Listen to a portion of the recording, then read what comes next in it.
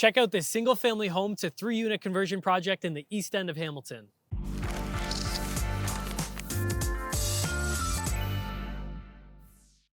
Okay, so I'm with Rockstar Investing Coach, JP Hans. Hello.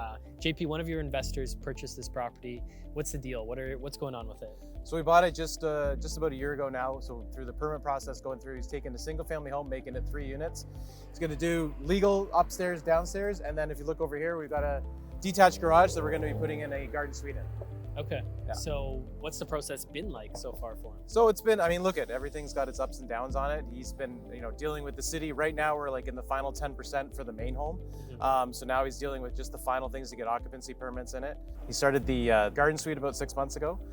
So now he's also been dealing with that in terms of just adding in extra services to that and dealing with contractors. Again, got to stay on top of them and just make sure the project right to the very end. Yeah, and what was the state of the home when you guys first bought it? So we got it, think of like original owner, like 50, 60 years old, never been touched. They did have a kitchen in the basement, but again, super old, like everything was super old. So he went through, gutted the entire thing. And then when he was going through, the longer term plan when we bought this, because there's the detached garage with the second driveway off a secondary street, was to do a garden suite in there. So he decided halfway through this project to start that as well going on. So he's jumping all in to get all 3 units going at the same time. And how did you know the zoning allowed for garden suites? Is that We something checked you it. just checked? Yeah, we checked it out at the beginning, made sure it was okay from the zoning standpoint. He was lucky on the, he didn't have to get any changes for the garden suite on the side of it. We knew that going in was gonna be more of a long-term thing, but then when he found out it was gonna be possible, it was all good. Yeah. He had to get a few requirements from the city to be able to use the existing garage that was there. So we had an engineer come in to talk about the footings in the garage and things like that. But once that was clear, then it was full steam ahead. So the garden suite's kind of the bonus on this project, but the rest, Right. like the actual kind of bungalow home here, is this your standard Hamilton conversion project? Yep, exactly what it is. Yeah, we really like this one. There's lots of parking. There's parking for at least 4 cars here for the main house. Yeah. And then there's a secondary driveway off the side. So the garden suite's gonna have its own double parking as well. And then that's gonna be an option for either a long-term rental or short-term Airbnb because it's totally separate from the main house.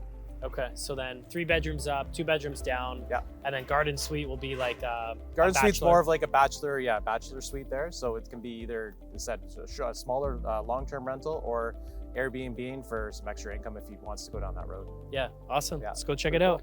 Here we are inside. So what we did here was the investor, this used to be the stairs going downstairs. So the contractor flattened that out and then that's gonna be a laundry room in there. We opened all this up. So now you've got the open style kitchen. Where I'm standing, this was a wall. So it was all like, think of like an older style home where it's just a bunch of squares all over the place. So we opened it all up. So now it's totally open concept. Living room, dining room, kitchen. Down here, 3 bedrooms. So we've again, changed some windows in here. So all the old windows have all been replaced just to make it energy efficient. They've separated the hydro from upstairs, downstairs. Own laundry upstairs, downstairs. So everything's new. So new bathroom, new flooring, new trim, new paint, new windows. Everything has been done top to bottom here just to try and maximize the rents. And then also been done with high quality materials for the long-term wear and tear on the property. All right, so we're in the basement here. So if you can sort of imagine, this basement was a long there's a wall that ran all the way down the center. So it was like 2 big rooms on both sides.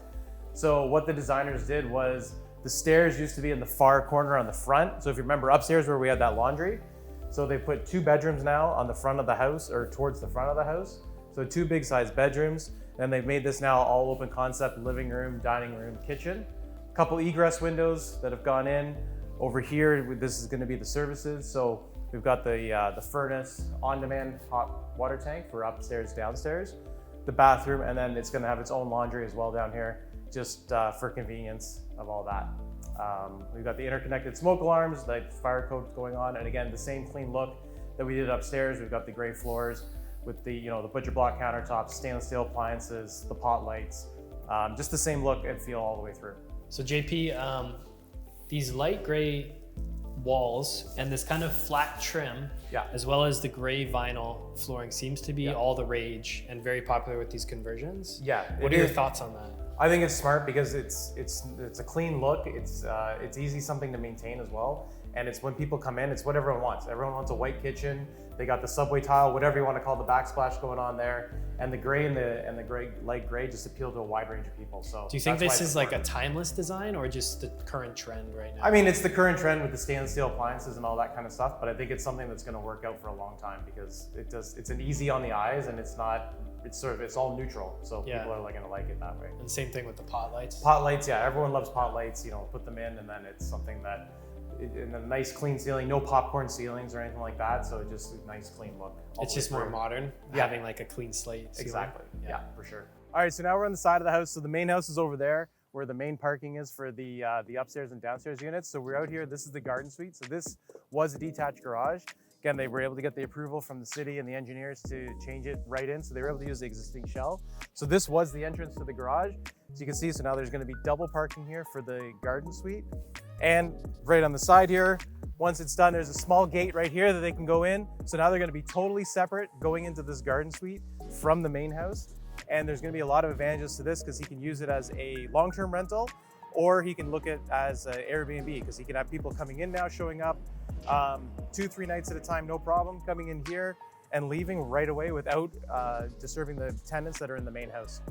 Do you remember roughly what the square footage on this garage is? This one's gonna be a little bit smaller. This is around 360 square feet. So it's gonna be more of like a studio apartment, think of it that way.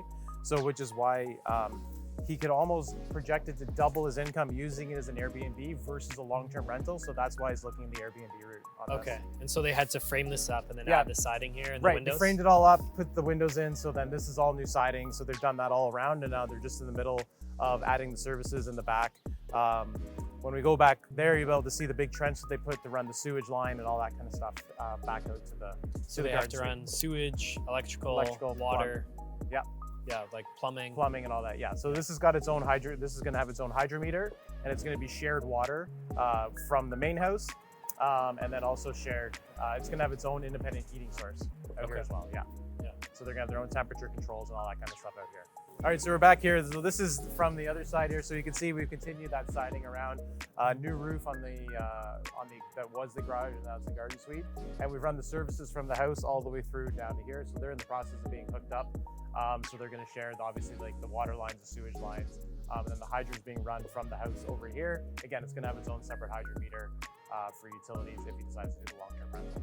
So what do the numbers on this house look like? So we're looking pretty conservatively. We're going to be $2,400 for the upstairs 3-bedroom unit.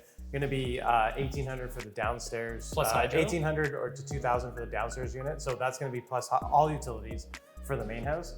So about $4,400 for the main house. The garden suite out back, about $1,600 or so if we're going to go the long-term rental route, but we can get, again, conservatively about $100 a night on the Airbnb. So that's why he's going to go that route probably on it.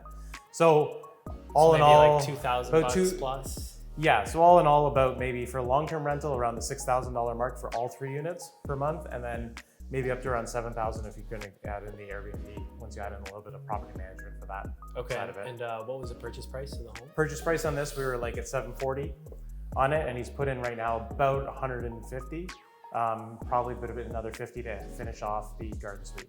Okay. So let's say 200 round ballpark to do gut the entire main house and then do the garden suite out back. Oh, that's actually really good. Yeah. And this was purchased September 22? September 22, yeah. Okay. Yeah. So 2022. 2022, yeah. Any other takeaways or lessons learned from this project? Takeaways, lessons learned is mainly like, he's now at the very end, right? There were about, on the main house, we're like 90% done. It's like keeping on top of your contractors, right? You got to push things to get it done because now this is the point where, yeah, the house looks done, but you need the last 10% to get your occupancy permit done. And then you want to get people in here. And then also don't forget about the outside of the house. So I just had a conversation with this investor a week ago. Outside was really, really overgrown. Even though we're getting into winter now, things hadn't been touched. The grass was cut, but plants, trees, shrubs, all that kind of stuff needed to be cleaned up. And as soon as they did that, the investor actually came, put in his own blood, sweat, and tears, bagged 20 bags of stuff, and it changed the whole appearance on the outside front of the house. So don't put all the money and then all this making the inside look super nice like this and forget about the outside, because that's the first thing potential tenants are gonna see when they show up, potential Airbnb customers, if they start showing up, all that kind of stuff shows up in your reviews for Airbnb or for potential tenants looking to rent out the place. Yeah, that's a great point.